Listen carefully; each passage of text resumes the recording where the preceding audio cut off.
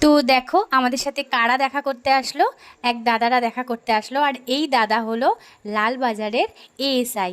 তো সত্যি খুব ভালো লাগলো যে এত ব্যস্ততার মধ্যে আমাদের সাথে দেখা করতে এসছে। আর এই দাদাভাই মানে অনেক দিন থেকেই আমাদের ভিডিও দেখে। তো কার্তিকের সাথে তারপর কন্ট্যাক্ট করলো।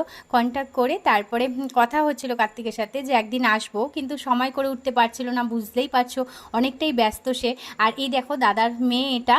আর এই যে দাদাভাই রামদা, বললামই তো তোমাদের লালবাজারের এএসআই।